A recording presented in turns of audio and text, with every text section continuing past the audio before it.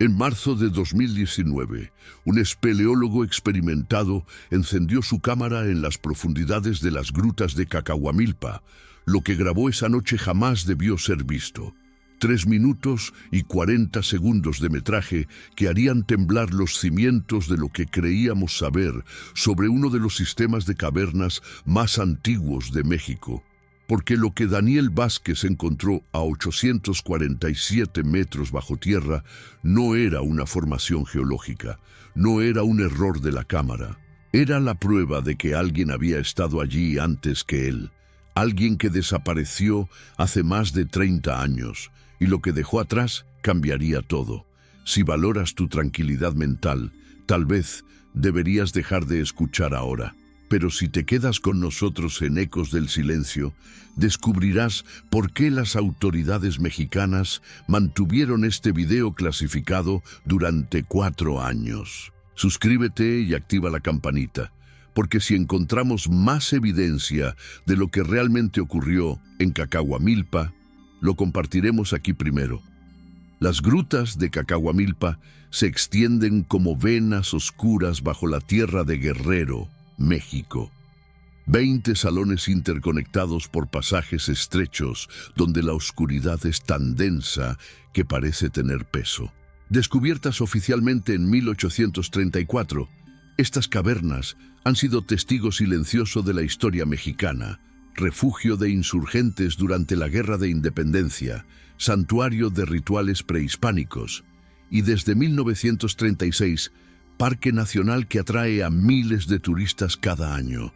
Pero hay secciones de Cacahuamilpa que nunca aparecen en los mapas turísticos. Galerías no cartografiadas donde el aire huele a mineral antiguo y el silencio es tan profundo que puedes escuchar tu propio pulso resonando contra las paredes de piedra caliza. Daniel Vázquez conocía esas secciones prohibidas mejor que nadie.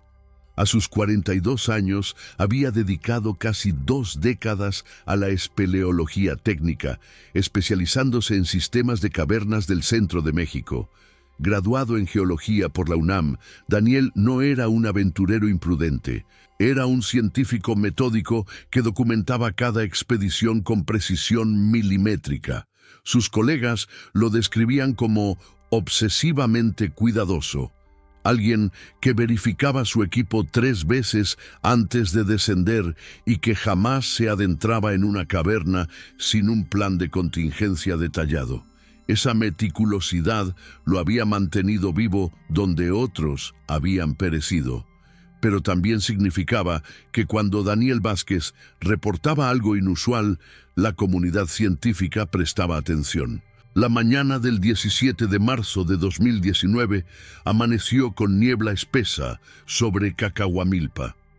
Daniel llegó al Parque Nacional a las 6 de la mañana, 2 horas antes de que abrieran las puertas al público.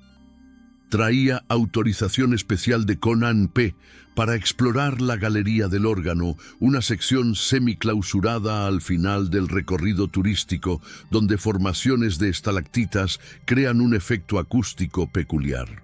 Su objetivo era documentar cambios en las formaciones calcáreas para un estudio sobre velocidad de depositación mineral.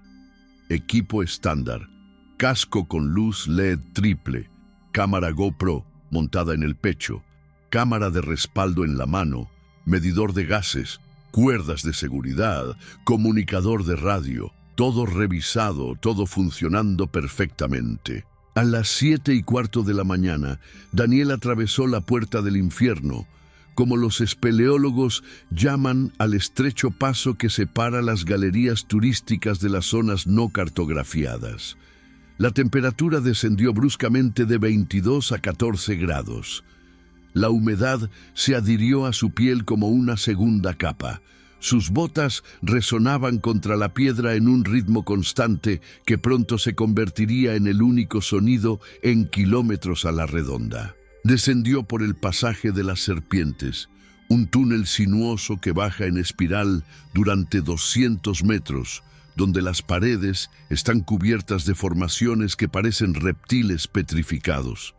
Luego atravesó el Salón de los Cristales, una cámara de 40 metros de altura donde estalactitas transparentes refractan la luz de las linternas en 1000 direcciones. Fue en el corredor de los susurros donde Daniel notó lo primero extraño.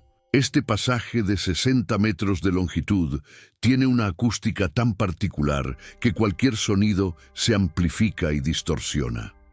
Los espeleólogos veteranos saben que su propia respiración puede sonar como voces lejanas.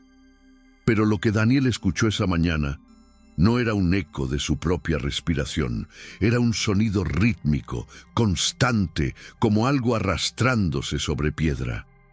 Se detuvo, apagó su radio, contuvo el aliento. El sonido continuó durante 15 segundos más y luego cesó abruptamente. Daniel revisó su medidor de gases, niveles normales de oxígeno, sin presencia de metano o dióxido de carbono peligroso. No había corrientes de aire que pudieran explicar el ruido. Anotó la anomalía en su bitácora digital y continuó. A las 9:30 de la mañana alcanzó la galería del órgano. Esta cámara natural tiene casi 100 metros de longitud y está dominada por una formación masiva de estalactitas que cuelgan del techo como tubos de un órgano gigantesco. Cuando el aire circula correctamente, estas formaciones producen tonos graves que vibran en el pecho. Daniel instaló su equipo de medición y comenzó a fotografiar las formaciones desde diferentes ángulos. Todo procedimiento estándar, todo normal, hasta que su linterna iluminó algo en el extremo este de la galería, algo que no debería estar allí. Una abertura en la pared, parcialmente oculta detrás de una cortina de estalagmitas. Daniel había estudiado los mapas de esta sección durante semanas. Ningún documento mencionaba un pasaje secundario en esa ubicación. Se acercó con cautela. La abertura era estrecha, apenas 1 metro de ancho, pero suficiente para que una persona delgada pudiera pasar de lado. Daniel iluminó el interior. El pasaje se extendía hacia abajo en un ángulo de 45 grados. Las paredes mostraban marcas inusuales, líneas paralelas demasiado regulares para ser naturales. Sacó su cámara de mano y comenzó a grabar. Su voz en el video suena calmada, profesional. 17 de marzo, 9:47 de la mañana, Galería del Órgano, extremo oeste, documentando abertura no cartografiada. Marcas en pared sugieren intervención humana, posiblemente antigua. Procedo a investigación preliminar.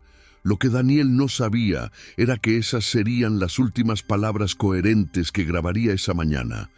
Descendió por el pasaje inclinado durante 8 minutos. La piedra bajo sus pies estaba lisa, pulida por algo más que agua. Cada 20 metros, las marcas en las paredes se repetían. 3 líneas paralelas seguidas de un símbolo circular. Daniel las reconoció. Había visto glifos similares en su estudio de arqueología mesoamericana. Marcadores de camino olmecas, posiblemente de más de 2000 años de antigüedad. Pero los olmecas nunca habitaron esta región de Guerrero, o eso decía la historia oficial. El pasaje terminó abruptamente en una cámara pequeña, no más de 5 metros de diámetro, y fue allí donde Daniel vio el campamento.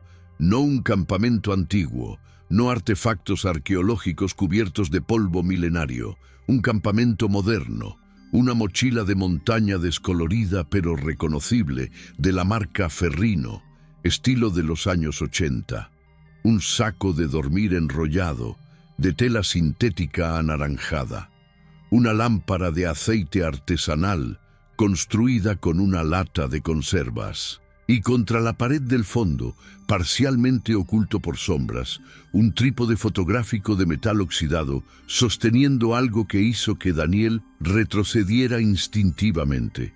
Una cámara Nikon FM2, modelo descontinuado en 1997, con el lente todavía apuntando hacia el centro de la cámara, como si alguien hubiera estado fotografiando algo, como si alguien hubiera huido tan rápido que no tuvo tiempo de llevarse su equipo.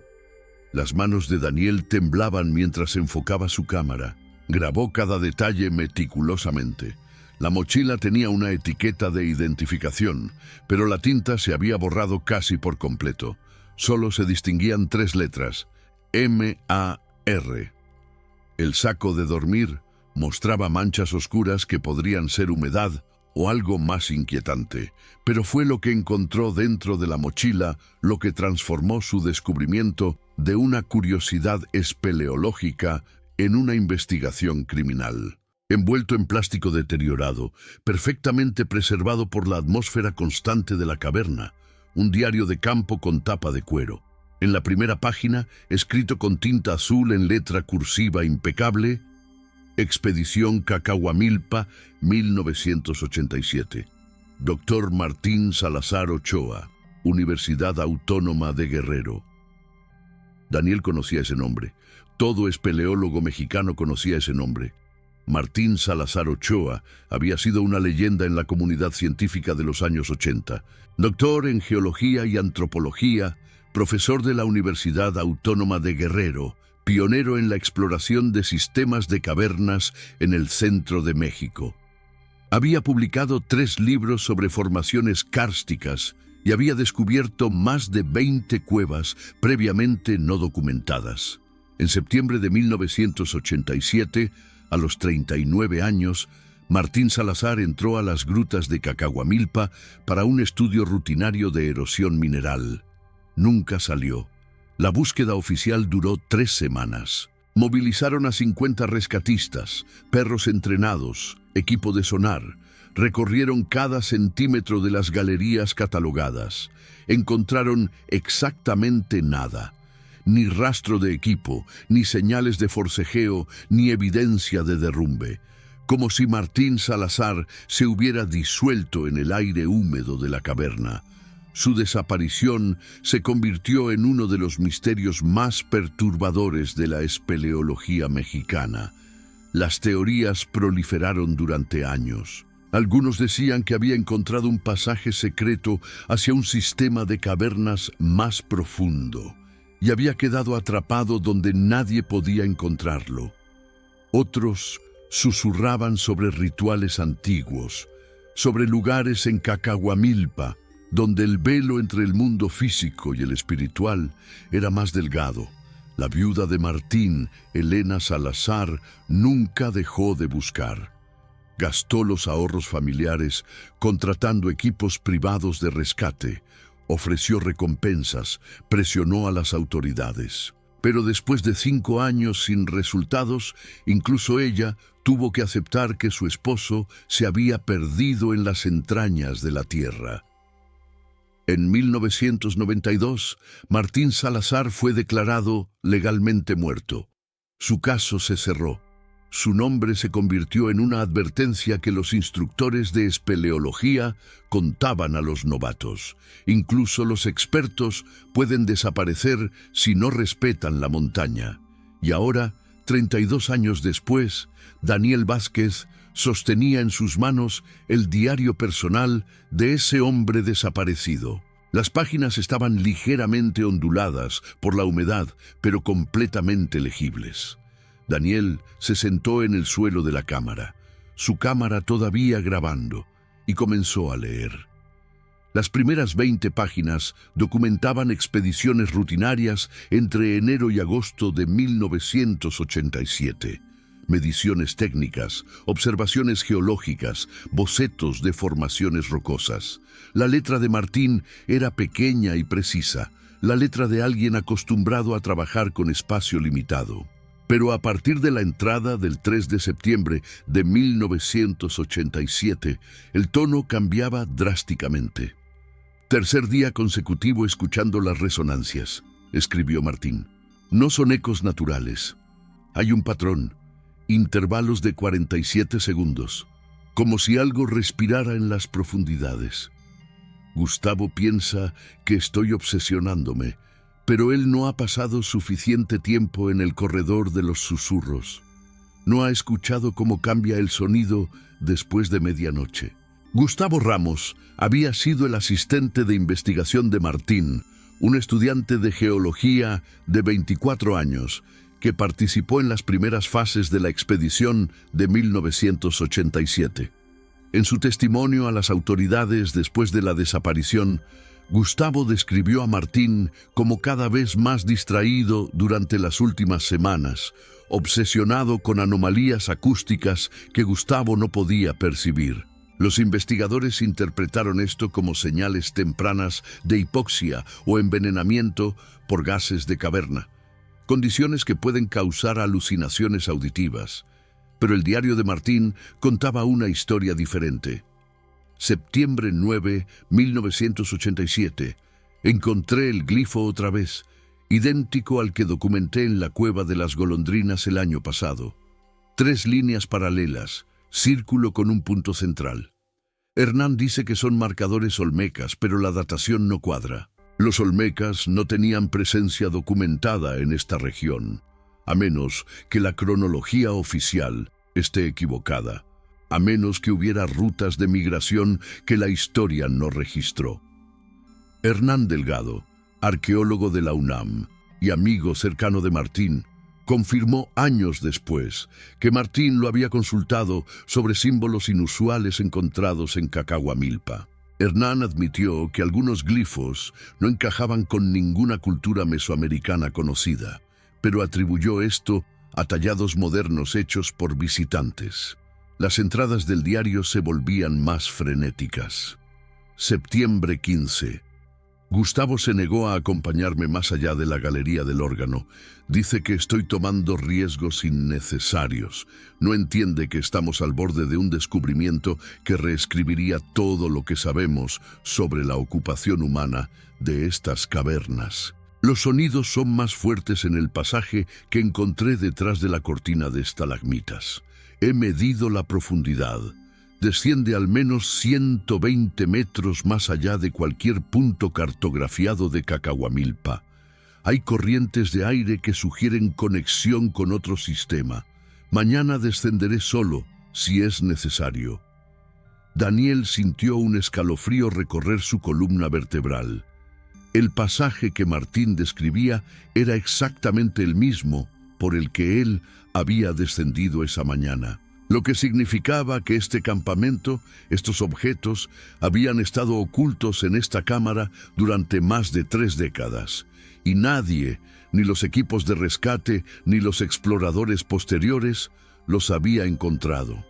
Continuó leyendo. Septiembre 18.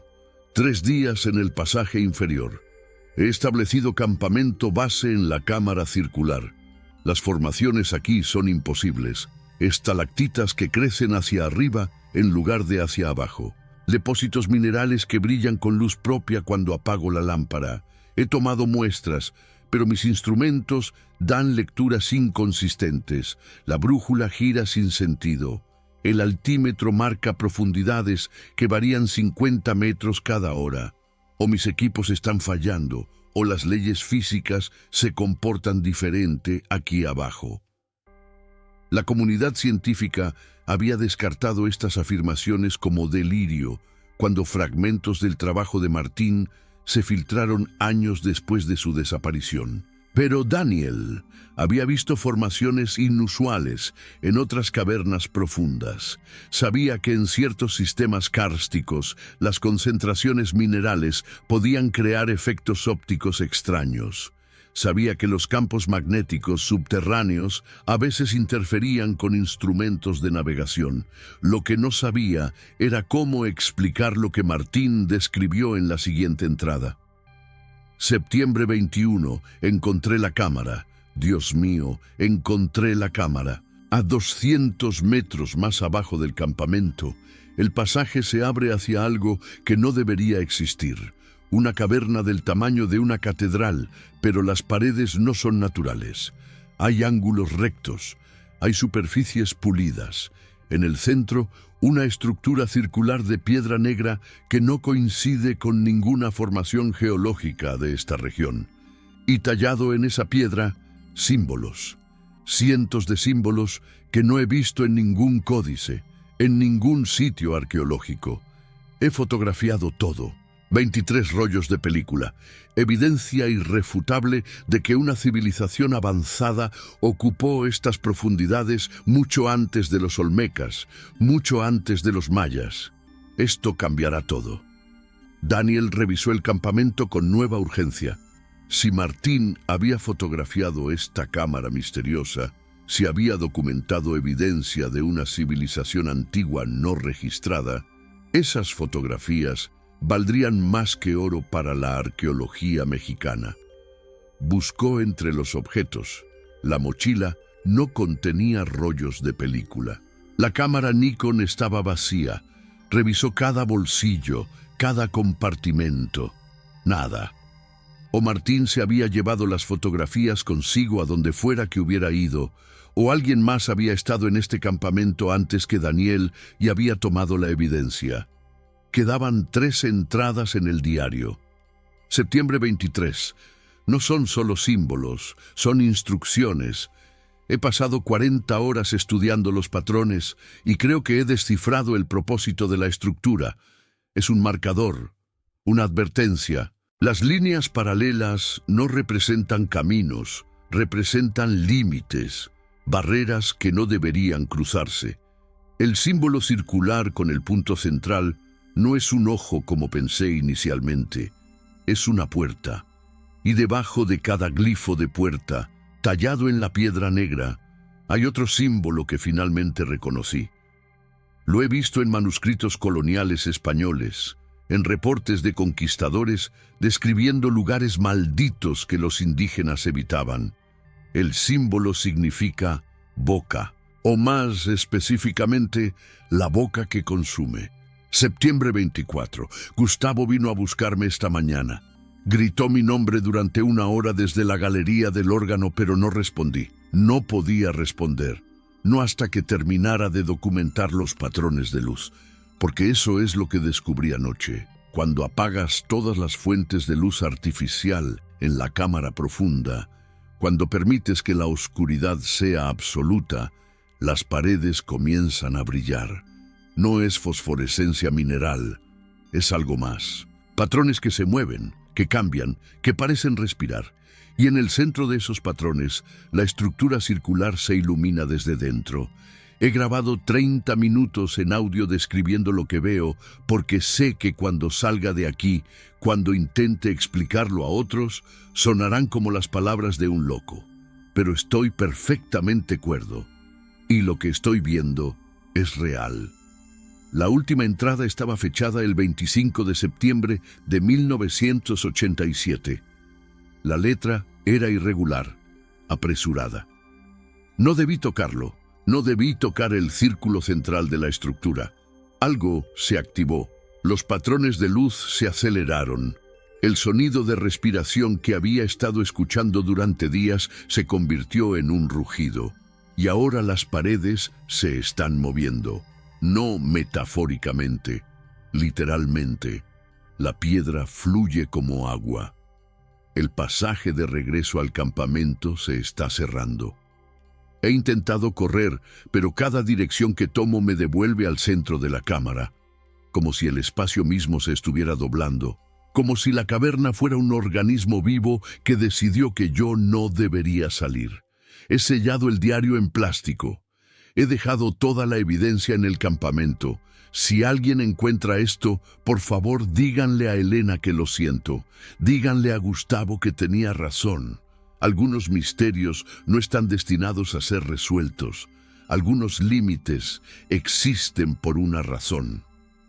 Daniel cerró el diario con manos temblorosas. Su mente racional, entrenada en años de metodología científica, luchaba contra lo que acababa de leer. Alucinaciones por falta de oxígeno, efectos psicológicos de aislamiento prolongado, envenenamiento por gases. Tenía que haber una explicación lógica para las últimas entradas de Martín, pero la evidencia física no mentía. El campamento era real, el diario era real. Y ese pasaje que Martín describió, ese pasaje que supuestamente descendía 200 metros más allá del campamento, ese pasaje tenía que existir en algún lugar de esta cámara. Daniel iluminó cada centímetro de las paredes. En el extremo oeste, parcialmente oculto por una formación de estalagmitas que parecían crecer en un ángulo imposible, encontró lo que buscaba. Una fisura vertical, apenas visible, de no más de 50 centímetros de ancho. Se acercó con la cámara al frente.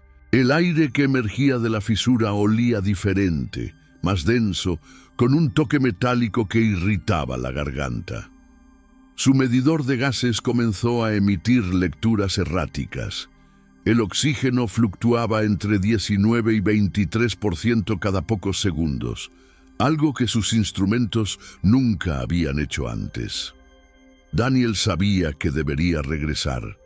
Sabía que debería reportar el hallazgo del campamento, entregar el diario a las autoridades, permitir que un equipo completo investigara con equipo especializado.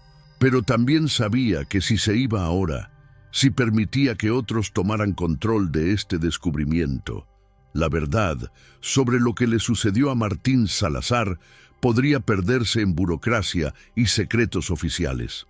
Tomó una decisión que cambiaría su vida para siempre. Ajustó su arnés de seguridad, verificó sus cuerdas, aseguró su cámara de mano y se deslizó dentro de la fisura.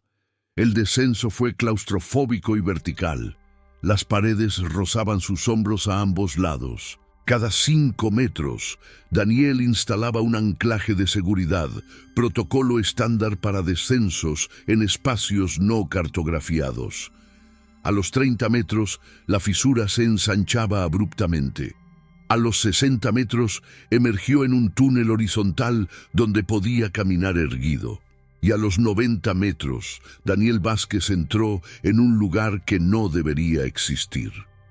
La cámara era exactamente como Martín la había descrito. Masiva, del tamaño de una catedral pequeña, con un techo que se perdía en la oscuridad más allá del alcance de su linterna. Pero las paredes, las malditas paredes. Daniel había explorado más de 200 cavernas en su carrera. Había visto formaciones espectaculares creadas por millones de años de deposición mineral.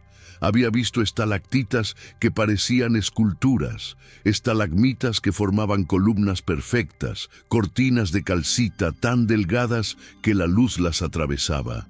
Pero nunca, jamás, había visto paredes con ángulos rectos en una caverna natural. Nunca había visto superficies tan lisas que reflejaban la luz de su linterna como espejos oscuros. Y definitivamente nunca había visto una estructura artificial de piedra negra en el centro de una cámara que supuestamente se formó hace millones de años. La estructura era un círculo perfecto de aproximadamente 10 metros de diámetro, compuesto por bloques de una piedra que Daniel no podía identificar. No era basalto, no era obsidiana, no era ningún tipo de roca volcánica que conociera. Era negra pero no opaca, como si absorbiera la luz en lugar de reflejarla. Y grabado en cada centímetro de su superficie, símbolos.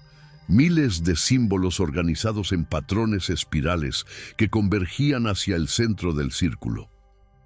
Daniel se acercó lentamente, documentando cada paso con su cámara. Los símbolos no se parecían a ningún sistema de escritura mesoamericano que hubiera estudiado. Había elementos que recordaban vagamente a glifos olmecas, otros que podrían ser variaciones de escritura maya, pero la mayoría eran completamente únicos. Comenzó a fotografiar sistemáticamente, moviéndose alrededor de la estructura en el sentido de las agujas del reloj. Fue en el lado norte donde encontró lo que Martín había llamado la boca que consume. Era un glifo más grande que los demás, tallado profundamente en la piedra negra. Representaba un círculo con múltiples anillos concéntricos y en el centro algo que podría interpretarse como una apertura o un vacío. Debajo de ese símbolo, en un español antiguo grabado con herramienta moderna, alguien había tallado una advertencia: no despertar lo que duerme. La letra era diferente a la del diario de Martín, más tosca, más apresurada, como si quien la grabó lo hubiera hecho con urgencia desesperada. Daniel sintió que el aire en la cámara cambiaba, se volvía más pesado, más difícil de respirar. Revisó su medidor de gases. Las lecturas ahora eran completamente caóticas, números que aparecían y desaparecían sin sentido. Y entonces escuchó lo que Martín había descrito en su diario, el sonido de respiración, profundo, rítmico, viniendo desde algún lugar debajo de sus pies. No era el sonido de corrientes de aire pasando por formaciones rocosas. Era demasiado regular, demasiado orgánico, como si algo masivo estuviera inhalando y exhalando en las profundidades bajo la cámara. Su instinto de supervivencia gritaba que huyera, pero su curiosidad científica, esa misma curiosidad que probablemente había condenado a Martín Salazar, lo impulsó a continuar. Se acercó al centro de la estructura circular. Había una depresión en la piedra, un círculo de aproximadamente 1 metro de diámetro que estaba ligeramente hundido respecto al resto de la superficie. Y en el centro exacto de esa depresión, un punto de contacto, una marca circular del tamaño de una palma humana, más oscura que el resto de la piedra, como si hubiera sido pulida por años de uso o tocada tantas veces que el material mismo había cambiado. Daniel extendió su mano, los dedos a centímetros de la superficie. Podía sentir algo emanando del punto de contacto, no exactamente calor, pero tampoco frío. Una especie de vibración subsónica que hacía que sus huesos resonaran. En algún lugar distante de su mente, una voz le advertía que esto era exactamente lo que había hecho Martín, que tocar ese punto había iniciado la secuencia de eventos que llevó a su desaparición. Pero la tentación era abrumadora, porque si realmente había algo aquí, algo que desafiaba todo lo que la ciencia conocía sobre estas cavernas, sobre la historia de México, sobre la naturaleza misma de la realidad, entonces tocar ese punto podría revelar la verdad. Sus dedos hicieron contacto y el mundo se rompió. La primera sensación fue de electricidad pura corriendo desde su palma hasta su cerebro. No era doloroso, era algo más profundo que dolor. Era como si cada neurona de su cuerpo se activara simultáneamente. La cámara se iluminó. No con la luz amarilla de su linterna, sino con una bioluminiscencia azul verdosa que emergía directamente de las paredes. Los patrones que Martín había descrito en su diario aparecieron, líneas de luz que fluían sobre la piedra como corrientes de agua brillante. Y en el centro de la estructura circular, justo donde Daniel había tocado, un resplandor intenso comenzó a crecer. Daniel intentó retirar su mano, pero no podía moverse. No estaba paralizado físicamente. Era peor que eso. Era como si su cuerpo hubiera olvidado cómo responder a comandos. Los patrones de luz en las paredes se aceleraban, giraban, formaban símbolos que cambiaban tan rápido que era imposible enfocarlos. Y el sonido de respiración se convirtió en algo más. Una vibración profunda que hacía temblar el suelo bajo sus pies. Su cámara seguía grabando, capturando cada segundo de lo imposible. Las paredes comenzaron a moverse. Daniel lo vio con claridad perfecta, sin espacio para negación o racionalización. La piedra sólida fluía como mercurio, ondulando, reorganizándose. Las formaciones que había visto al entrar a la cámara se deslizaban hacia nuevas posiciones. El techo parecía descender lentamente y los túneles, todos los pasajes que conectaban esta cámara con el mundo superior, comenzaban a cerrarse, exactamente como Martín había descrito. La caverna se estaba sellando. Con un esfuerzo de voluntad que no sabía que poseía, Daniel se obligó a retirar la mano. La conexión se rompió como un cable físico siendo cortado. Cayó hacia atrás, golpeando el suelo de piedra con fuerza suficiente para ver estrellas. La luz azul verdosa comenzó a disminuir, pero no desapareció por completo. Los patrones seguían fluyendo, más lentos ahora, como si la estructura necesitara tiempo para volver a un estado de reposo. Daniel se arrastró hacia atrás, alejándose del círculo de piedra negra, su corazón latiendo tan fuerte que podía sentirlo en sus sienes. Recuperó su linterna, que había caído cuando tocó la estructura. El haz de luz amarilla parecía débil y patético, comparado con la luminiscencia antinatural que todavía emanaba de las paredes. Tenía que salir.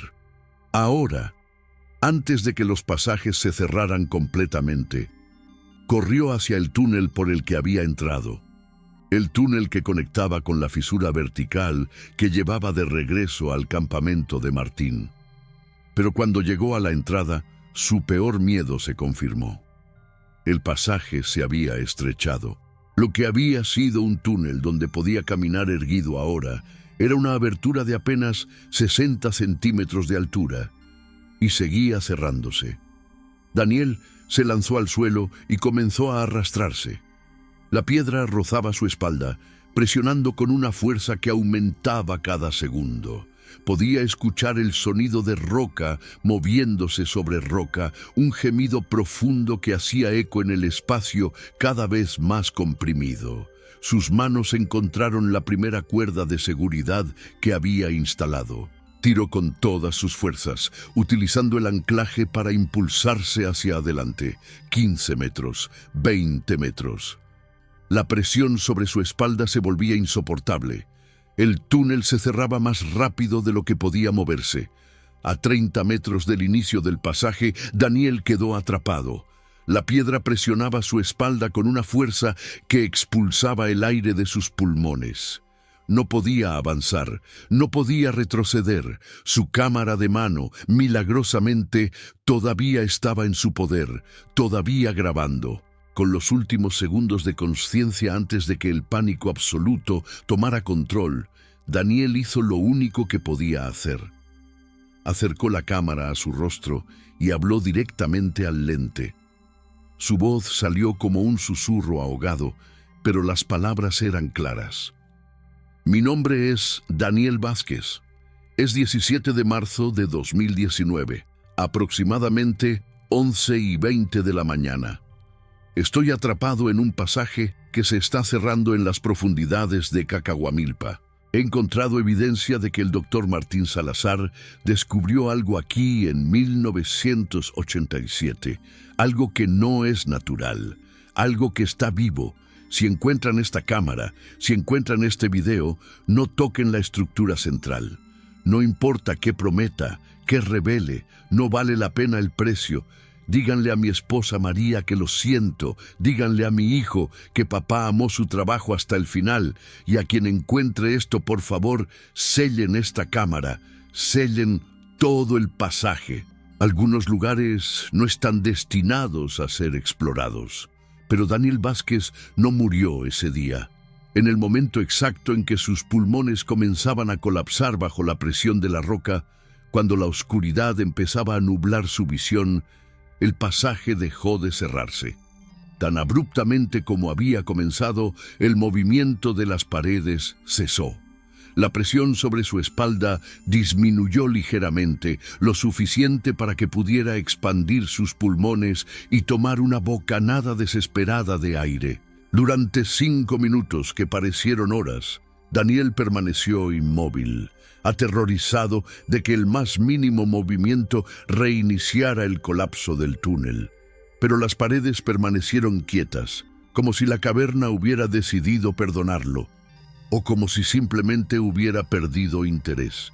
Utilizando cada gramo de fuerza que le quedaba, Daniel se arrastró centímetro por centímetro a través del pasaje comprimido. Le tomó 40 minutos recorrer los 30 metros hasta la fisura vertical. Cuando finalmente emergió en la cámara donde Martín había establecido su campamento, Daniel colapsó en el suelo de piedra, sollozando de alivio y terror. Su cuerpo estaba cubierto de rasguños y moretones. Su equipo estaba dañado, pero estaba vivo y tenía la evidencia, La cámara de mano había sobrevivido, el video estaba intacto. Tomó el diario de Martín, lo aseguró en su propia mochila junto con la cámara y comenzó el ascenso de regreso a las galerías conocidas. No miró atrás. No permitió que su mente procesara completamente lo que había experimentado. Solo subió, anclaje por anclaje, cuerda por cuerda, hasta que finalmente emergió en la galería del órgano. La luz de su linterna nunca le había parecido tan hermosa. El aire relativamente fresco de las cavernas turísticas nunca había sabido tan dulce. Eran las 2:37 de la tarde cuando Daniel llegó a la superficie. Había estado bajo tierra durante más de 7 horas. El personal del parque lo recibió con una mezcla de alivio y preocupación. Su radio no había funcionado en las profundidades, y cuando no reportó su posición a la hora programada, habían comenzado a preparar un protocolo de búsqueda. Daniel les dijo que había tenido un problema técnico con su equipo, que se había desorientado temporalmente en los pasajes no cartografiados, que estaba bien, pero necesitaba ir al hospital para revisión de rutina. No mencionó la cámara profunda, no mencionó la estructura de Piedra Negra, y definitivamente no mencionó que había encontrado el campamento perdido de Martín Salazar. Durante 3 semanas, Daniel guardó silencio. Pasó esas semanas revisando el video una y otra vez, analizando cada fotograma, buscando explicaciones racionales que sabía que no existían. Consultó discretamente a colegas sobre anomalías geológicas sin revelar la ubicación específica. Investigó en archivos históricos cualquier mención de estructuras artificiales en sistemas de cavernas mexicanos y leyó el diario de Martín Salazar docenas de veces, buscando pistas que pudieran explicar qué era exactamente lo que ambos habían encontrado. Fue Elena Salazar quien lo convenció de hacer público el descubrimiento. Daniel la contactó el 7 de abril de 2019, 32 años y 7 meses después de la desaparición de su esposo. Elena tenía 71 años, vivía sola en Cuernavaca y nunca había dejado de buscar respuestas. Cuando Daniel le mostró el diario, cuando le describió dónde lo había encontrado, Elena lloró durante 1 hora. No eran lágrimas de tristeza solamente, eran lágrimas de vindicación. Durante 3 décadas, las autoridades habían insinuado que su esposo había huido, que había planeado su desaparición, que tal vez había tenido una crisis mental. Ahora tenía prueba de que Martín había estado exactamente donde dijo que estaría, haciendo exactamente lo que dijo que haría, investigando lo imposible hasta el final. Elena insistió en que Daniel presentara la evidencia a las autoridades. Argumentó que la familia Salazar merecía closure, que la comunidad científica merecía saber la verdad, y que si realmente había algo peligroso en las profundidades de Cacahuamilpa, el público tenía derecho a ser advertido. Daniel finalmente accedió, pero bajo una condición. Primero haría copias del video y del diario, resguardos que estarían en manos de personas de confianza en caso de que la evidencia desapareciera misteriosamente en el proceso oficial. El 15 de abril de 2019, Daniel Vázquez presentó su reporte formal a CONANP y a la Fiscalía de Guerrero. Entregó el diario original, mapas detallados de cómo llegar a la cámara oculta y una copia del video. La respuesta fue inmediata y perturbadora. En lugar de organizar una expedición de seguimiento, las autoridades clasificaron el caso como sensible. Clausuraron el acceso a las secciones no turísticas de Cacahuamilpa indefinidamente. Cuando Daniel preguntó por qué, le dijeron que era por seguridad pública mientras se evaluaban riesgos estructurales. Cuando insistió en participar en la evaluación, su permiso de investigación fue revocado por violaciones no especificadas de protocolos de seguridad. Durante los siguientes 4 años, Daniel intentó por todos los medios legales obtener autorización para regresar a la cámara profunda. Presentó solicitudes formales, apeló decisiones, contactó medios de comunicación. Pero cada puerta se cerraba. Los pocos periodistas que mostraron interés inicial fueron discretamente disuadidos. Los científicos que expresaron disposición a apoyar una expedición independiente recibieron advertencias sobre las consecuencias de violar la clausura de un parque nacional. Y el video, la única evidencia visual de lo que Daniel había encontrado, permaneció clasificado en archivos oficiales donde nadie podía verlo. Fue Elena Salazar quien cambió todo.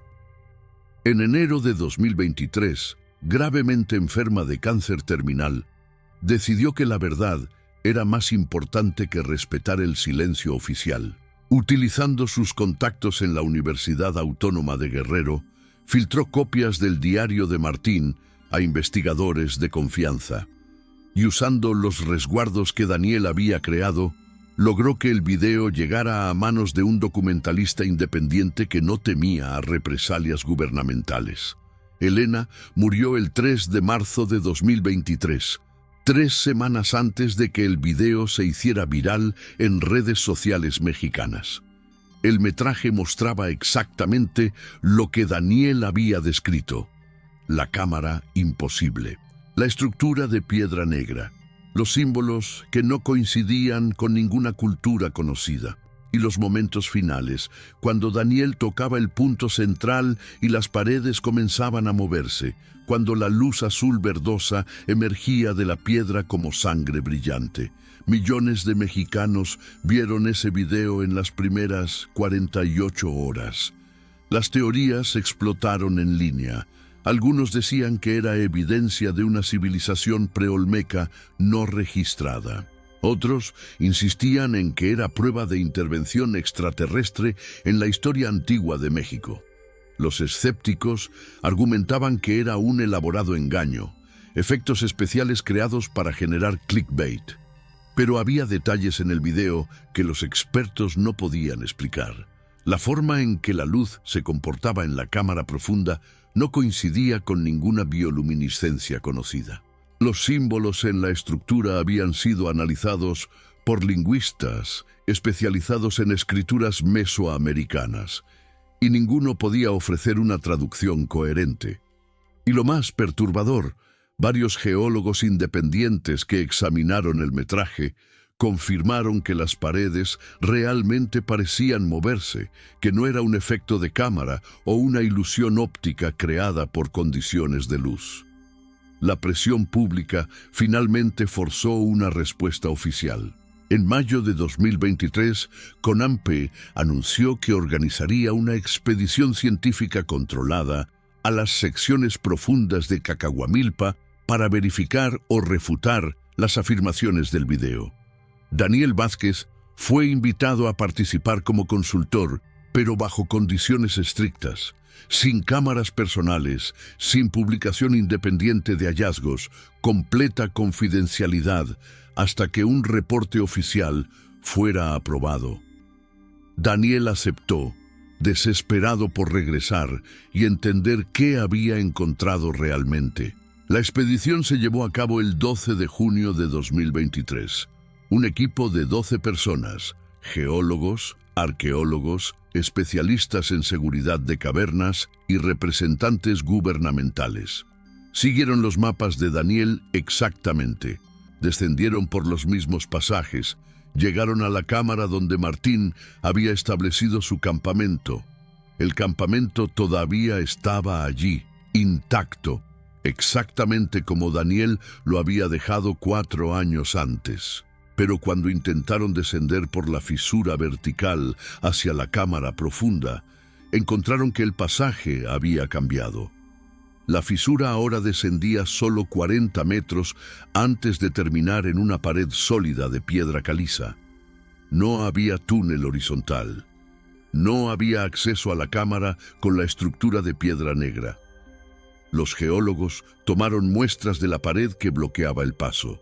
Análisis posteriores mostraron que la piedra tenía millones de años de antigüedad, formada por procesos naturales de deposición mineral. No había evidencia de colapso reciente, no había fragmentos de roca fresca que sugirieran un derrumbe. Era como si el túnel que Daniel había usado nunca hubiera existido, o como si la caverna, la misma caverna viva que Martín había descrito en su diario, hubiera decidido sellarse permanentemente. El reporte oficial de la expedición, publicado en agosto de 2023, concluyó que Daniel Vázquez había efectivamente encontrado el campamento perdido de Martín Salazar, confirmando su ubicación y causa probable de muerte por desorientación en pasajes profundos. Pero respecto a la cámara imposible, a la estructura de piedra negra, a los símbolos antiguos, el reporte era deliberadamente vago. Mencionaba anomalías geológicas que requerían estudio adicional y formaciones que no coincidían con patrones típicos de sistemas kársticos. Nunca usaba las palabras artificial o estructura creada por humanos, y definitivamente nunca mencionaba que las paredes se habían movido. Daniel sabía que era un encubrimiento, sabía que las autoridades habían visto algo en esa expedición que los había aterrorizado lo suficiente como para sellar la verdad, pero no tenía forma de probarlo. El video era su única evidencia, y ahora circulaba en Internet, donde era simultáneamente famoso e ignorado, creído y descartado, analizado y ridiculizado. Se había convertido en otra leyenda urbana mexicana, otro misterio sin resolver que la gente debatía en foros y olvidaba al día siguiente. Hoy, 5 años después de su descubrimiento, las secciones profundas de Cacahuamilpa permanecen cerradas al público. Daniel Vázquez ya no trabaja como espeleólogo profesional. La experiencia lo cambió de maneras que no puede explicar completamente. A veces, en noches silenciosas, todavía escucha ese sonido de respiración profunda, como si algo masivo inhalara y exhalara en las entrañas de la tierra. Y a veces se pregunta si tocar esa estructura, si despertar lo que dormía en las profundidades fue el mayor error de su vida o el descubrimiento más importante en la historia de la arqueología mexicana. La verdad está enterrada bajo toneladas de roca en algún lugar debajo de Guerrero, esperando, respirando y tal vez, solo tal vez, aguardando a que alguien más sea lo suficientemente curioso o lo suficientemente imprudente como para buscarla nuevamente. ¿Tú qué crees? ¿Fue real lo que Daniel filmó en las profundidades de Cacahuamilpa? ¿O hay una explicación racional que simplemente no hemos encontrado todavía? Déjanos tu opinión en los comentarios. Y si quieres más historias como esta, misterios que desafían explicación, suscríbete a Ecos del Silencio y activa las notificaciones, porque la próxima historia que investiguemos podría ser aún más perturbadora que esta. Y si alguna vez descubrimos qué pasó realmente con Martín Salazar, con Daniel Vázquez y con lo que duerme bajo Cacahuamilpa, serás el primero en saberlo.